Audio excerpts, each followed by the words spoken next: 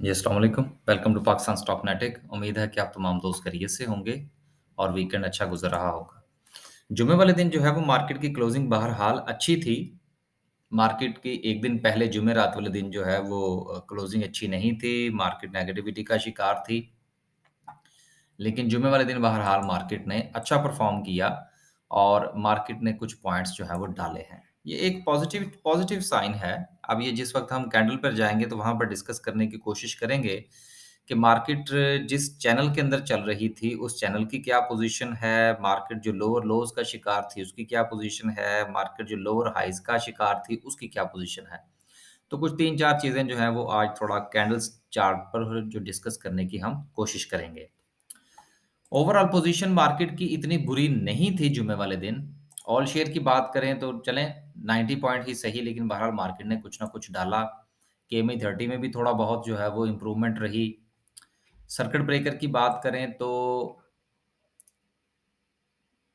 Circuit breaker भी बहरहाल ना होने से कुछ थोड़ा बेहतर था कि 2-3 कंपनीज़ हुई बहरहाल 5-500 के वॉल्यूम के साथ। लोअर कैप में एचबीएल ने बहरहाल अपनी रिवायत को कायम रखा है। देखिए एचबीएल के हवाले से बहुत ज़्यादा जो है वो इंक्वायरीज़ मुझे मौसूल हुई कि जी अब क्या करें? हमने किसी ने ज़ाहिर-सी बात है, किसी ने ₹100 पर खरीदा है, किसी ने किसी पर खरीदा है। अब यहाँ पर सूरत-ए-हाल ये बनती है कि मार्केट में चूँकि नेगेटिव न्यूज़ आ चुकी, गो के वो पूरी खबर नहीं थी, लेकिन अब उसका इम्पैक्ट तो आ गया। अब मेरा ज़ाती तौर पर ये ख़्याल है कि जिन दोस्तों के पास एचबीएल है, वो थोड़ा इंतज़ार फ़रमाइए। और देखिए कि आगे क्या बनता है। शायद ये जो है ये कुछ 50 की जो रेंज है, अभी 50 की जो रेंज बनती है, वो बनती है 51 से लेकर 59 की। इस रेंज में देर उम्मीद है कि ये स्टेबल हो जाएगा। और उसके बाद जिस वक़्त इसके केस जो है वो सॉल्यूशन की तरफ जाएँगे, कंपनसेशन दें, कुछ भी करें, जुर्माना हो, तो फिर सूरत-ए-हाल जो है इंशाल्लाह थोड़ा बेहतर हो जाएगी। देखिए, मार्केट में इस किस्म के सेंसिटिव बिज़नेस में ये मैं अक्सर कहा करता हूँ कि स्टॉक मार्केट का जो बिज़नेस है ना, ये लस्सी पीने वालों का नहीं है, ठीक है ना? ये कॉफ़ी पीने वालों का बिज़नेस है। चाय पीने वालों का बिज़नेस है, ये मैं क्यों कहता हूँ? इसकी वजह ये है कि ये ज़रा-सी वो क्या कहते हैं, आँख आपकी लगी नहीं और आपका पोर्टफ़ोलियो उड़ा नहीं। अब यहाँ पर मुझे एक बात और याद आ जाती है, अब मैं ज़ाती तौर पर जो है वो जो दोस्त अहबाब काफ़ी अरसे से हमारे साथ मुंसलिक हैं, चाहे वो चैनल के तवज्जुद से हैं या हमारे साथ हमारी सर्विसेज़ का हिस्सा हैं, वो इस बात को जानते हैं कि मैं ये शुरू के अय्याम में भी बयान करता रहा हूँ कि मैं बज़ाते खुद क्रिप्टो में भी काम करता हूँ। कमोडिटीज़ में भी करते हैं, फॉरेक्स में भी करते हैं, स्टॉक मार्केट में भी तो आप सब लोग जानते ही हैं। लेकिन ये बाकी के जो चीज़ें हैं, इनको मैं ज़्यादा टच क्यों नहीं करता पब्लिकली? क्योंकि उसकी वजह ये है कि स्टॉक मार्केट आप यूँ समझ लीजिए कि एक साइकिल है और जो कमोडिटीज़ का बिज़नेस है या फॉरेक्स का है और क्रिप्टो तो ख़ैर एक अलग ही बात है ना। तो वो जो बिज़नेसेज़ हैं ना, वो आप समझ लीजिए कि बोइंग 777 है। तो इन दोनों में इतना ज़्यादा फ़र्क है, तो अगर हमसे सही तरीके से जो पोर्टफ़ोलियो है, वो अगर हमसे स्टॉक मार्केट का मैनेज नहीं होता, तो क्रिप्टो में तो फिर उड़ने वाली बात है ना, उसमें तो फिर यही होगा, हाँ जी, वो लिए थे जी, वो ऐसे हो गए और वो डबल हो गए और वो ट्रिपल हो गए और वो ज़ीरो हो गए। तो इस किस्म की बातें जो है वो फिर सुनने को मिलती हैं। तो बहरहाल बात करने का मतलब ये है कि कोई बात नहीं, shares are there, bank is there, so don't worry about that. चलें, आगे चलते हैं। आगे चलते हैं और देखते हैं कि आज की कैंडल क्या कहती है। कैंडल पर जाने से पहले थोड़ा-सा जायज़ा लेंगे कि जो सेक्टर्स थे उनकी परफ़ॉर्मेंस क्या रही और दीगर मामलात जो थे वो क्या रहे। अच्छा यार ये 1-2 बार मैंने पहले भी इस चीज़ का जो है वो निशानदेही की थी कि ये अक्सर औक़ात चूँकि हमारे पास एडिटिंग का टाइम नहीं होता, तो किसी न किसी ब्रोकर की वेबसाइट से तो हमने सहारा लेना होता है। तो इसको कतई जो है वो रिकमेंडेशन ना समझा जाए और अगर फ़र्ज़ कीजिए कि क्योंकि मेरे पास ये पिछले दिनों फिर 1-2 बार जो है वो ऐसी इंक्वायरीज़ मौसूल हुई कि जी वो आप फलाँ जो है वो ब्रोकर्स की वेबसाइट इस्तेमाल करते हैं, तो फिर हम भी अकाउंट खुलवा लें। सर हमारी तरफ से ना तो हाँ है और ना ही ना है, क्योंकि हमारा इसके साथ कोई कंसर्न नहीं। लिहाज़ा सवारी जो है वो अपने सामान की खुद हिफ़ाज़त करे और खुद जाके आप अपना फ़ैसला फ़रमाइए। हमारी ब्रोकर के हवाले से कोई रिकमेंडेशन नहीं है। राइट।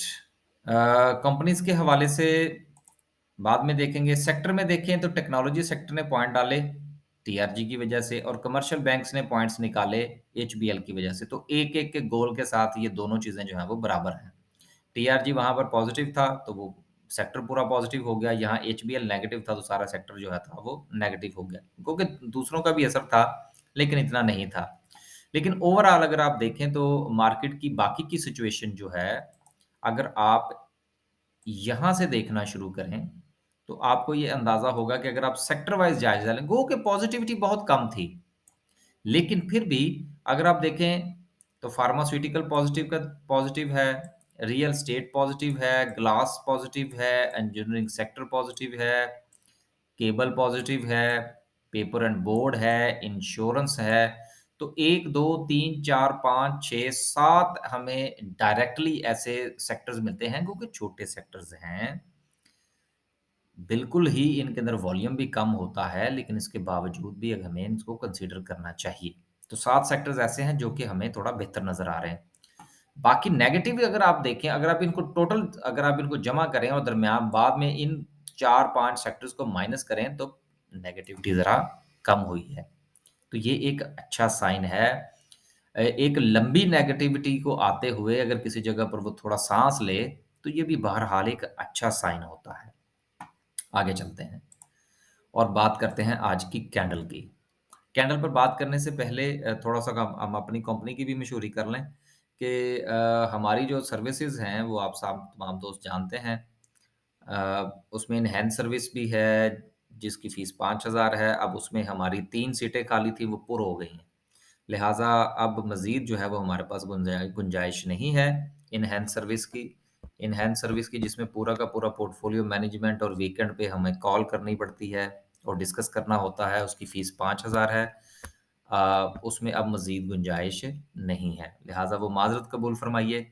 बेसिक सर्विस जो है वो हमारी मौजूद है जिसकी फ़ीस 2,000 है। अगर आप में से कोई दोस्त जॉइन करना चाहे, तो वो जॉइन कर सकता है। अब हम चलते हैं कैंडल की तरफ।